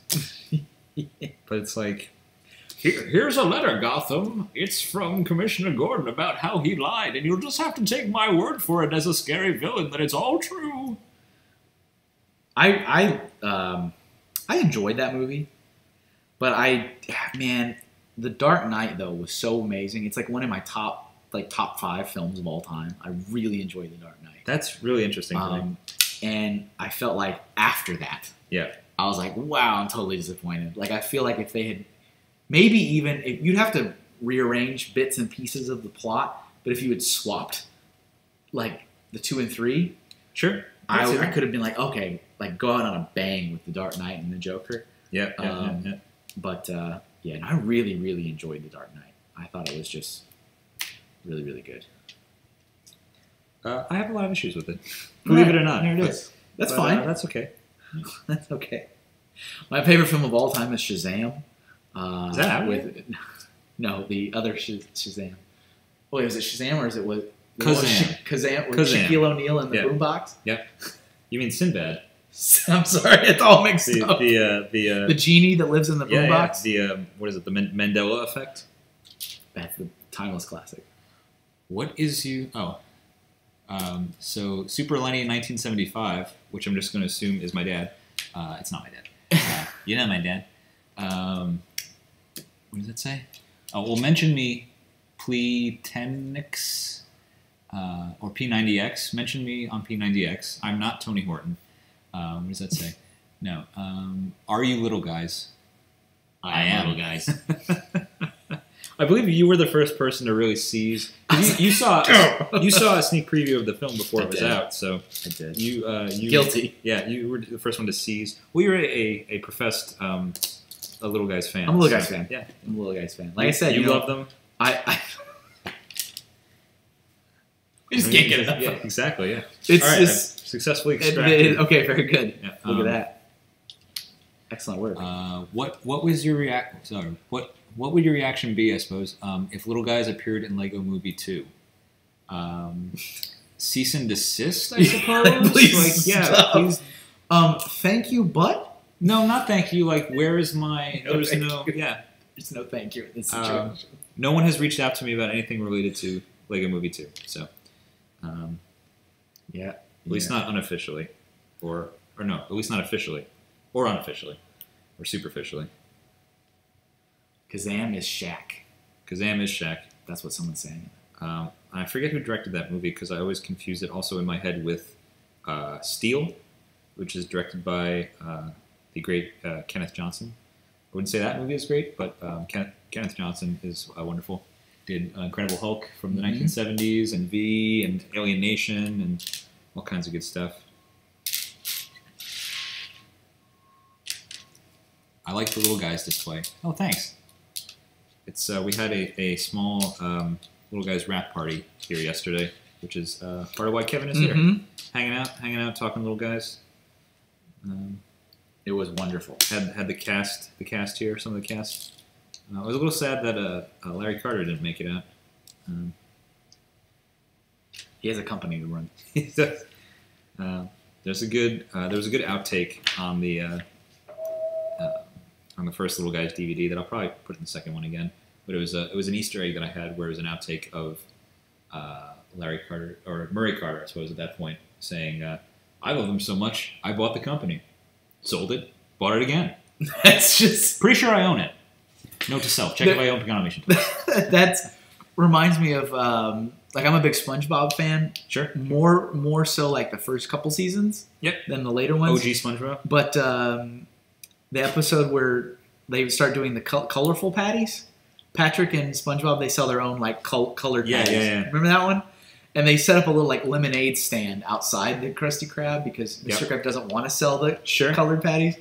And it's like the entire population of the ocean is at their stand, and this one guy's like, they're interviewing him. It's like, what are you gonna do with all this money you've made? He's like, oh, we started burning it, we started throwing it away, so now we just give it back. So there's this guy in line who just gave all this money to him, and then they put it in a brown paper bag and give it back to him. He goes, I'm getting back in line. He goes back to the line. It's just. And of course, Mr. Krabs has a heart attack. Sure. It's like all this money I'm missing. But I bought it, sold it, bought it again. Good stuff.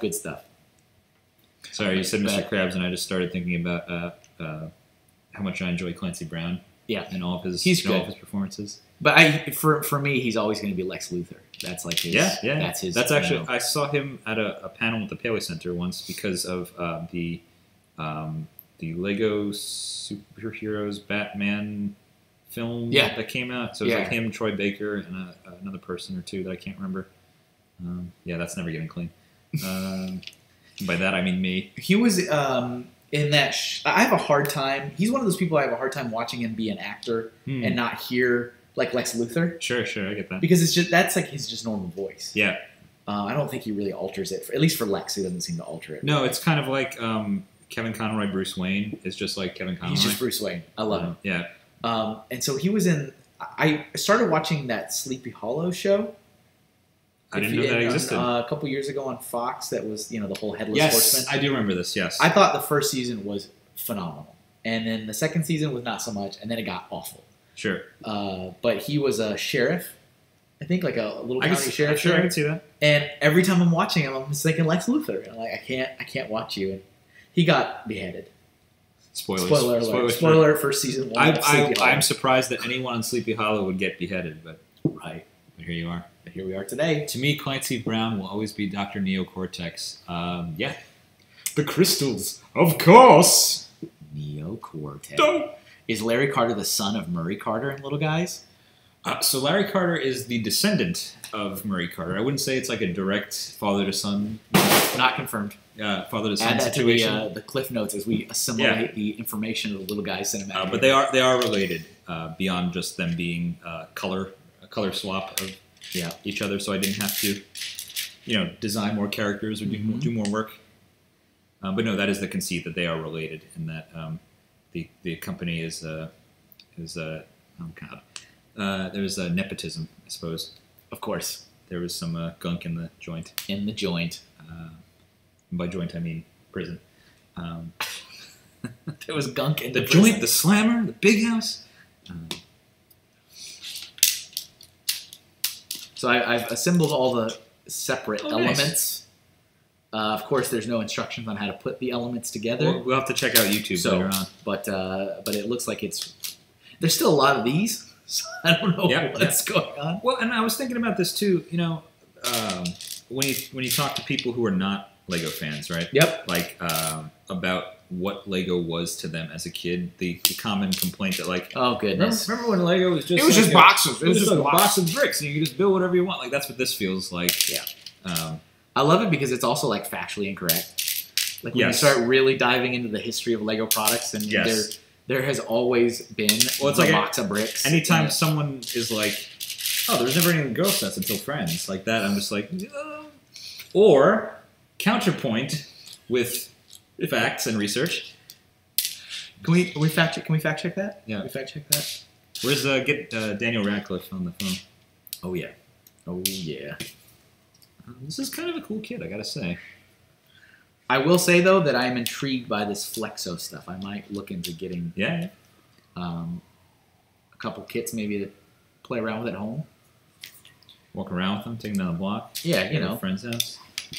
Am I missing a piece? I think I am.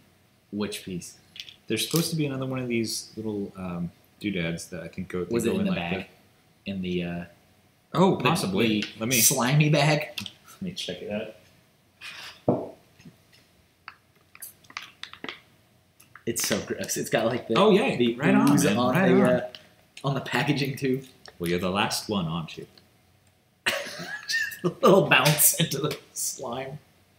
There he is. Is there a stock sound effect that people make for like slime noise? Because like you open a bag with like nothing in it, it's like that kind of thing. Yep. Is there what's the slime equivalent of that? Don't know. When's the next How About We Animate That? When is the next How About We Animate That? This coming week, I believe. What's today? I don't know. Saturday. Yep. Either this week or next week. Why, it's Christmas Day. Wonderful child. Wonderful Take child. some I haven't money. missed it. Take some money. Buy the biggest ham. There will be if I'm remembering correctly, there should be 2 more in October. One is going to be a Halloween themed thing, which I will reveal later. And the other one is we're going to try to do an episode with our friends at the Dr. Puppet. If you're familiar with the Dr. Puppet, it's a stop motion series about Doctor Who. It's a fan series on YouTube that you should go check out because it's pretty sweet. And so my friend Elisa runs that show, and a bunch of my other friends work on it. And I was like, this seems like I would like to know more about how you guys do this stuff. And is that a New York-based operation? They're very close to here. So nice, very nice. So that's what's on the list of my my wish list for How About We Animate That. Playback 10th anniversary. Who is the identity of the 2 people in Playback? Who is, Kevin? I don't know. So, if you are familiar with, or if you had the Bricks in Motion collection, I actually did a commentary track for Playback, which was the fastest commentary in history because it's only a 2-minute film, or something about that. But the 2 people in Playback are a loose caricature of friendship. It's a loose caricature of the friendship between me and my friend Nelson. Nelson is an artist and animator. He did some concept art for Little Guys in Space. That green alien head is kind of his design, and a couple of the other things. Susan Williams? Susan Williams, the very same. I'm just going to interject with this. This is kind of sweet. Slime. He was born. Notwithstanding. This would be... I'm going to regret saying this. This would be interesting to try to animate. I've got 4 more of them. Maybe. I'm not committing to that. So the 2 people in Playback are kind of caricatures of my friendship with Nelson. I believe I said in the commentary that our real-life dance battles are far more epic. But no, it was just like kind of loosely based on our friendship. We used to sit next to each other at a studio that we worked at when I was making that film. I took a week's vacation to make it. So you know what I remember the most about that film? Yeah. Is the hair bounce. Yes, and that's actually... So that hair design comes from my brother. Because while I was making Little Guys, he would just hang out with me. Yep. And I would find, not notes, but I would find like sketch models when I came back to the table the next day. Yeah. And one of the sketch models was the head of that what I call the side A character, the dude in the green jacket. And the hair was just coming out. It wasn't, and I was like, oh, I could easily put a joint in there and just have it kind of bounce. Yeah, it was good. And I love adding like very simple secondary action stuff like that. So, where's that overlapping action? I should really know the principles of animation. Didn't you write a book? I can't tell you how much of an animation education it was to write a book about animation. Yeah, because I realized that I was like, oh, I don't know this at all. Yeah. But I learned it to tell other people how to do it. So it would be interesting, not to hold you to it again, but to animate one of the things being born out of the egg. Like, I don't really know what else you could do aside from have it like crack it like an egg. Yeah. And it just folds out and it rolls out and builds itself as it. This is always the issue with things that we do here. We'll have a project. Someone will look at the thing and say, "Oh, what would be cool?" And then describe the most like complicated, like insane thing. And I'm like, while it's happening, Well, if it now could we be have to do breathing that. fire, Yeah, that yeah. would be helpful. This egg is interesting. I feel like these are... Oh, there's like a gasket on it. That's interesting.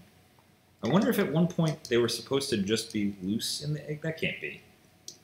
No. So why else is there a gasket? In case it leaks, I suppose? Maybe it's a requirement of some kind of... Oh, okay. Toy safety. Maybe. Maybe it's the...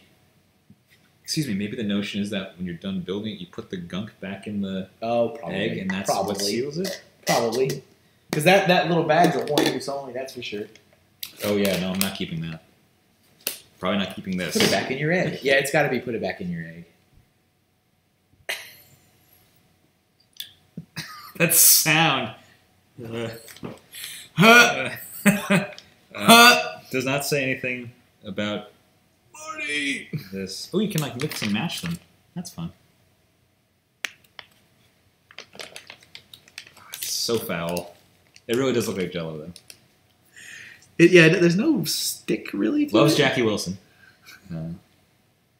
Oh, baby. Tell me you're not sleeping with it. Always the quiet ones. What else we got? You know what? I think the Ghostbusters. It is kind of fun. The Ghostbusters quote I think I do the most. I need to mic this. It's good Foley, if anything. It's so weird. So weird. Can you guys hear that? Is that picking up? Let's put it closer to the... Oh, and now it's like... Now it's the metal of the... Yeah. Why does it look like Jell-O Coca-Cola? Yeah, you're... I'm taking it. Hey, do you want to put it in the... So yeah, the I think we should switch. But yeah, so the quote I use the most, which does not get recognized, which is kind of disappointing, is the "someone's got to go down there" when they're all standing above. Somebody's got to go down there. Because I feel like in natural life that has come up a lot, where people are like, "Someone's got to do something." And I'm like, "Yeah, someone's got to go down there," and everyone just blankly stares at me all the time, like, "Man, That's really interesting. Never lands." Well, those of us longtime Paganimation viewers and listeners know that one of the things we do is a podcast about Ernest P. Worrell. And what we've talked about on that podcast, which is called Ernest Goes to Podcast, find us on iTunes. One of the things that comes up is like, do you as the hosts, like, do you end up saying like, know what I mean in everyday life or that kind of a thing? Yeah. And what we found is that doing an Ernest podcast, what I tend to pick up is like the more sort of everyday things. So there's like a character in the film Dr. Otto and the Riddle of the Gloom Beam. I'm sure you've never seen this film. It's the first film Ernest ever appeared in. There's a character who is talking to the President of the United States, and the President says something like, "Oh, does that mean the national debt is wiped out?" And the character replies, "You could say that." So I've just started like adopting that into And no one understands. Like most people don't. Or in Ernest Rides Again, there's a character. They're talking about this theory that the crown jewels of England in England are fakes, and the real crown jewels are in a cannon from the Civil War or World War. No, the Civil War, I think, somewhere in the mountainsides of Virginia. Okay. And so there's one character is describing that theory to another person who came up with the theory, and the person just replies, "Absolutely." Like this is the most well-rounded idea. Believable. Yeah. So this is kind of cold. Absolutely, it is cold, right? Yeah. As I'm playing with, like, I can feel my hands getting clammy and like colder. It's weird. Yeah, I don't have the stomach for this morning yet. What else we got? Got message retracted. That's interesting. All right. How long did it take to make the little guys in space stop motion? Well, 2,528 hours over 7.25 years, which I believe was equivalent to 63 work weeks, is what I determined. So yes, there you go. Jedi Squidward asks, "Can we trust you?" Yeah. My aching tentacles. Do you have an unreleased Lego set? You really have a lot of questions about unreleased Lego sets. I can say all the prototypes. I can say with certainty I have no unreleased Lego products. Yeah, they don't really do that. Yeah, they don't really send those out. I mean, if anything, you would get it a little bit before. That's what it usually is. Not an unreleased. So like Space Police we got early. Some Harry Potter stuff we got early. Some Lego Dimension stuff we got early, but it's not stuff that didn't come out. Yeah, that's not a thing. Those stay within the halls of the Lego company. The halls of medicine. In the Great Hall of the Justice League. This could be a mistake. No, what are you doing? Don't do that. I put your brick separator in. I mean, I got a million of those. That would be probably the most expendable. You can just throw that in there. Do you have a dog? Do I have a dog? I'm sorry, that just came to my mind. Yeah. Oh, look. Yeah. Oh, someone else asked, do you have a dog? Interesting coincidence. I do not have a dog. I like dogs. I have 2 dogs. Members of my family have. Oh, really? Yeah. I don't know if I knew that. Yeah. What are their names? So they're 2 Chihuahuas. Okay. And they are opposite ends of the spectrum in terms of their personality. Sure. One of them is like zany, off the walls, bounces all around the place. Okay. And the other one just literal off the walls. Yeah, like insane. The other one just goes with the flow. Chill. So one of them is named Espresso. Okay. Like the Donkey Kong Country. Yeah, ostrich. yeah. And then the other one is named Milkshake. I like it. Yeah. So Milkshake and Espresso. And of course, anytime we take them to the groomers, they're like, their names are so cute. And it's always this. And then a couple minutes in, they go, oh, now I understand why that, because one of them is crazy. Sure. And they're both Chihuahuas, so of course they bark at the wind, and they bark at their shadow, and they bark at each other. Bark at the shadow. Are you having fun with that? So weird. What do we got? The yin and the yang of Chihuahuas. Wadon Karigu says, yeah. I'll put this in the egg now. Awesome. Get back in the egg.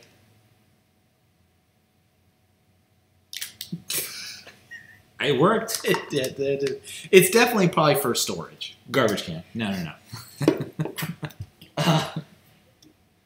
I'll be back.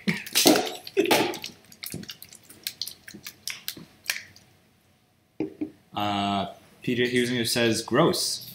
You are correct. That is truth. You are correct. This is an interesting product line, these breakout beasts. I keep wanting to say battle beasts. But yeah, thank you again, Mega, for sending these our way. Ooh, this is like a... Hey, Kevin. I'm a box. I'm doing the puppetry backwards because this is weird. Nice. Actually, it's kind of like, what's that thing from Harry Potter? Was it a Howler or whatever? Ronald Weasley! The envelope that he gets, that's the mom chastising him. Oh, right. Yeah. Didn't she send him a suit or something, right? I don't know. It's been a long time. Yeah. I do like those movies, but I also forget everything that happens in them. I did a Harry Potter movie marathon. Mm. I think me and my family almost killed ourselves. So we had a commitment. So this was when I was still working for the Lego group. Sorry to interrupt. The Brick Bros dog's name is Molly. Like Nice. Molly Weasley. Nice. Is that a person's name? I think so. Yeah. Yeah. Isn't there a famous movie with a dog named Molly, or I mean, not like a theatrical film With about a dog named Um, Molly that like brings together 2 people or something like that? Terminator 2. Probably. Hey, Jeanette. How's Wolfie? Wolfie's fine, dear. Wolfie's fine. What's the dog's name? Max. Terrible. Your foster parents are dead. Sorry. That was too good. That was too good though. Again, this is what happens when... What were we talking about earlier that I said I'm just going to recite the whole movie? Yeah. I don't remember either. I feel like you love that movie. Yeah, so when I was still working for Lego, I was kind of committed to watching the films that products would come out that had a tie-in. Sure, yeah, that's so I could respectable. understand what's going on. So I had never seen the Harry Potter films, but Interesting. That's When- actually surprising to me. yeah, I have now. But Mhm. at the time, Right. so when the last movie was in theaters, so Mm. whatever that was, what's the last, Deathly Hallows Part 2. 2? Yeah. When that had just come to theaters, Yeah. that's when I said we need to, like, as a family, I'm talking about my family. Yeah. Like, we need to see the whole thing. So we watched the whole, episode. The first movie, Sorcerer's Stone. Yes. Philosopher's Stone in the UK and elsewhere. Okay, really? Because Americans don't know what a Philosopher's Stone is. Nice. And it's like, it feels very marketing voice. Like, we need people to know that there's wizards in this. Yeah. Yeah. I love wizards. Dino 2010, not Dino Attack. It's funny. We need people to know what year this was near. Yeah. So we watched the whole all of the films back to back to back to back, and then went to the theater and watched. This was over a weekend. Yeah, Like a Friday, Saturday, Sunday. And yeah, I think we all hated each other when it was done. Yeah. But it was kind of interesting watching them just one after another. Yeah. Extended versions or the theatrical? Where was this? I think this was on demand or something. Oh, okay. We went on and just watched them. Yeah. But that was my only viewing. I've never watched them again. I only watched them in that one. I feel like I watched them around Christmas. If they feel Christmassy to me, at least certain ones. I feel like the first one feels Christmassy. Sure. With the floating candles and all that kind of stuff. What else we got? About how many? Excuse me. About how many Lego sets do you have, Kevin? I can look on my brick set because I put them in a brick set. Let's see. I did not. Stand by. I'm gonna pass. No, I'm gonna roughly try to estimate. I'm gonna say. Well, actually, I'm curious what your answer is because that might inform my estimate. Sure. Because I have sort of a clear idea of what your Lego collection looks like. Damn. Stand by. It lost my cookies on. I gotta relog in. Who told you could eat my cookies? Relog in. Stand by. Sorry. Off the top of my head, I want to say 1,000. That seems like a conservative estimate. Yeah. Right.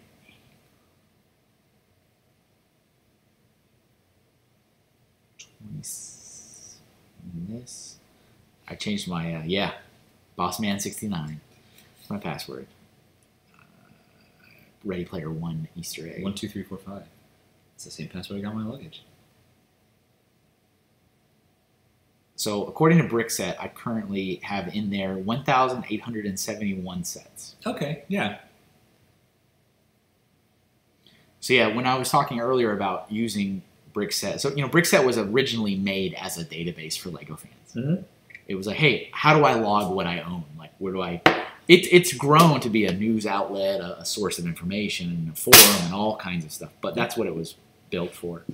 And when you go in there and actually log in your stuff, that's when you can go into your account and look at all these different graphs and tables and stuff that's all just built for you, which is pretty cool if it will ever load. But I do recommend it. Now that I'm thinking about it, so it's like all the different Lego themes. Oh, how many cool. sets do you own from them? It's I own 11 architecture sets. I will say when I was a kid, I had this information from my Lego collection. I believe made in Microsoft Word. Or sure, like yeah, that. It was just a table that I made. It was much easier to figure it out at that point. The charts are not loading. For but yeah, low ball estimate, I would say 1,000. Based on yours, maybe between 1,000 and 1,400. I feel like you probably have more Lego kits than I do. But it's also weird because you have something like the UCS Falcon is a kit, yeah, and that's but then something like a 12-piece poly bag is also a kit. So it's right. Trying to balance the halfway point between those ideas, I think, is interesting. Look at this. He's got the yeah, eye. And it's on the table here now. I'm going to have to clean up afterwards. PJ says, that red Cubert-looking dude is staring into my soul. Yep, Grabbleneck. Good times. When I first met him, yeah, I had no idea what he was talking about. Well done. I just slide that in there. Voice of Gravelnack, actually also my brother. Nice. We need a table read. Yeah. Maybe even a Patreon exclusive or something. I've been thinking about that. Yeah. Read. Well, so for Little Guys in Space, with the DVD coming up soon, I think some of the content is going to be Patreon exclusive stuff also. So it's here's a bunch of exclusive stuff for patrons, and then that'll also be what the features end up being. That's fair. So that's going to happen soon. Definitely, any building instructions that we might make will be Patreon exclusive, how to build type things. But yeah, still figuring that stuff out. Yeah, I need a voice battle box in my life. Yeah, you did mention that. I believe that has instructions already, so I'll have to dig around. I also forgot what I did over the past 7 years, so some of that stuff. You should also make it so it has an opening compartment and brick-built batteries. So you can put in 12. What are you doing? I'm sorry. When you animate this, can Yeah. you make it explode into fire and fireworks? This is kind of cool. The fact that you can make a little stand for it. It's the egg drop. Oh, should we wrap this up? I think this was productive. Yeah. We chatted. We built. We chatted. We built. We played with some slime. Yeah. We tried to make a crab. We didn't finish it's over the here. crab, but we did what we could because the instructions are not here. The instructions are on The instructions are here. YouTube. No. So you have to go and finish it. Got this So, nifty tool now, so that's helpful. sprue spine. Yeah. Sprue spine. Sounds like you're saying like Bruce Spine. Bruce. Hi folks, Bruce Springsteen. Spine here. Just keep saying random things. Born in the U.S. egg. On that note, what else we got? May I chat with you on Instagram? Sure, you can message us. What's up? Hi. This guy. To This guy. Yeah. Wait, is that a Ghostbusters reference? No, that's just. It's good. It's good. It's good, brick bro. It's good. What did I tell you? The gas lines are over here. Hey! Ziggy! Yo! So much goodness. So much goodness. I do enjoy that film. Let's wrap this up. Kevin, is there anything you'd like to plug? Where should people go to see your work? Oh, yeah. If you, yeah, you got thank lots you, of stuff going thank you. on. Yeah, I do. I have too many things going on, but that's okay. It's all good. Too many things. So yeah, I'm also an artist as well, and so As well as what? As well as being a Lego fan. Ah. Sorry. So I'm a Lego fan, but I'm also a professional artist. I do a lot of Lego themed designs. I'm not just the president, I'm also a member. I'm also Rogaine Hair Club for Men. So yeah, if you want to follow me online, Mr. Kevin Hinkle is my username on all social media platforms. If you only want to follow my work, which is totally fine, if you're not really interested in the real life story, you just want to see the stuff I'm making, Sure. Mr. Hinkle Draws is what I go by. That's my business account. And last but not least, I do make a comic for Lego fans. So if you want to read that, that is Bricks in the Middle, bricksinthemiddle.com or BITM Comics on all social media. And it's also printed in every other issue of I think we have one magazine. You have the newest one with Yeah, the Super Mario on the cover? Yeah, so keep playing. Stand by. But yeah, if you have any interest, I'd love to have you for the journey. Oh no, we got No, but that one has this the is issue first. 52. Yeah, so that one was the first one. So we did a crossover with Greg Highland. So that's a thing I drew. I drew that. Good stuff. I'm really proud of that one because that one was like I really wanted to work with I do Greg. enjoy it, yeah. That was his only demand Was it the shirt? was the shirt. He said fine. Like he was really reluctant for me to draw him, like very reluctant. But he said, It's a pretty good likeness. It's a pretty good likeness. I said, okay. I do miss seeing him at both Yeah. fan events and at, of course, the yearly event Brick Greg. Brick Greg is always not to be missed. It's been a while since Brick Greg 14. Not to be missed. And But yeah, thanks for allowing me to join your rap party last night. Of course, man, yeah. And chatting and building and all the good stuff. yeah, no, thank you for being here. You can follow everything that Paganimation does, including that motorcycle outside. Is that the Paganimation motorcycle? I gotta go. Gotta hop Time to on. go, time to Stamos is here to pick me up. Nice. So everything is at Paganimation. YouTube, Twitter, Instagram, Facebook, MySpace? MySpace. That's where the Paganimation band has their AOL page. keyword Paganimation. I feel like I make that joke a lot, and I'm not even sure if AOL keyword still exists. So someone's trying it and being Somebody like, is. Where is it? I can't. Of course, it's an old person. Why can't I find the AOL keyword Paganimation? Give me another one of those discs. Let me reinstall. I ran out of hours. I need 50 more free hours. Oh, you kids. Yeah. You don't even know. Last question before we go. I'm Zan says, what inspired you to becoming an animator? A whole lot of things. How fast can I answer this? Because you're also an animator, so you can also feel free to answer this. Yep. Let's see. Maybe this will help you. Sure. When I was in animation history class, We had that too. I remember one of the questions that my professor asked us all was, and he was pretty confident that we would all have an answer. He goes, "What was the film that made you want to be Sure. an animator? Sure, And sure. surprisingly, we all had answers to that. Yeah. And my answer then, which I think is still the same today, was The Lion King. Interesting. Something about that, I was like, man, I'd love to make this. But so that was the thing that everyone said, like, what was the film that made you want to even think about pursuing this? Sure. So I don't know if that helps you at all. I wish I had like one specific thing, but it was really just like an aggregation of all the things from my childhood. So work from Will Vinton Studios, the recently departed Will Vinton.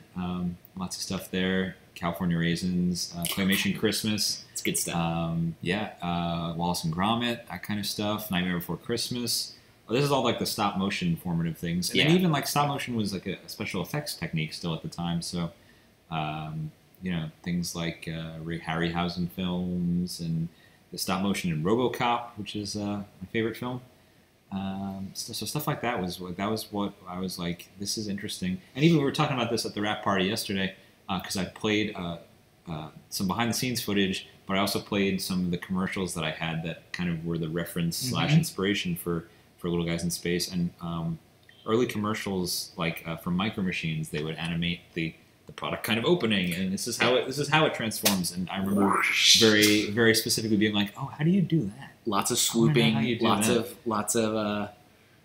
smoke effects. Lots of pyramids of blocks being knocked over. Clear blocks. Yeah, that was a shout out to Dave Pickett. That's good stuff. Very good stuff. But yeah, so all the formative part of why I make things like Little Guys, it's like a celebration of old commercials, is because those were, when I was growing up, that's where like the budget in television was like in crazy commercials that companies would pay millions of dollars for sometimes to promote their products, and that's where like the production quality and the production value came in. So it was weird because there were sometimes these little short films that at the end it was like, oh, that was advertising a dishwasher? What?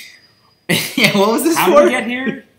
That still happens. Like, oh, this kind of looks like Blade Runner. Drink Coca-Cola? I don't understand. That still happens today. So, yeah. Oh, yeah, it's weird. Like, the commercial landscape is, like, in some ways very different, in some ways, like, exactly the same. So it's weird.